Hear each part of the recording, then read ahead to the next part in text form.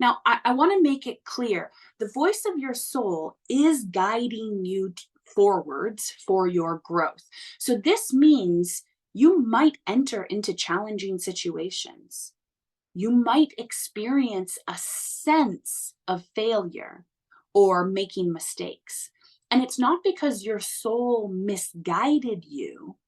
Instead, it's because your soul wanted you to learn and grow from that particular situation in order to evolve. You cannot learn to be resilient and courageous without experiencing struggle, right? I think oftentimes when people are learning to tap into their intuition or listen to the voice of their soul, and then all of a sudden they're led into a challenge or a struggle or an obstacle, that immediately gives ego more incentive or more reason to not listen to the voice of your soul. Well, we failed at this, so it must not be right for us, so I'm never going to listen to that again. No, no, no, no. Your soul sometimes wants you to go through those challenging experiences because there's a lesson in it for you. And it's the lesson that will help you to evolve. And the failure doesn't mean you're a failure, it simply means something failed, and it failed for a reason. And in that reason, we can learn from it, we can grow from it, we can kind of shift things around. And then that makes us more resilient, more courageous, more brave, right? We've stretched our comfort zone.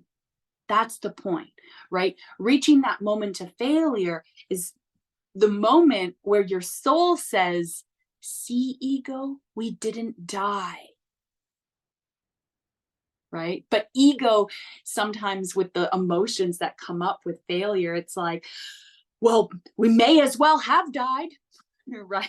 Like the ego is going to say all these things of like, well, the way I feel right now, I'd rather die, right? So it's just a honestly, it's a funny and it's an interesting game in a sense between ego and soul, and really just like I said at the beginning, learning to distinguish the difference between them, right?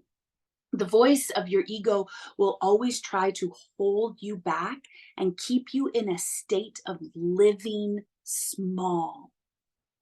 Over time, your comfort zone will actually shrink and you will become more afraid because your ego doesn't shield you from experiencing hard times. Whether you follow the voice of your soul or you don't, you're still going to experience challenges, right? So if you don't follow the voice of your soul and you listen to ego, you're still going to experience hard times. And that only increases your insecurities and self doubts. And so that's what shrinks your comfort zone.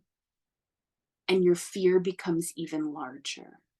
Whereas when you start to listen to the voice of your soul, your comfort zone becomes stretched and you start to see your fear in a new light. Your fear no longer controls you because you're allowing yourself to go beyond your fear.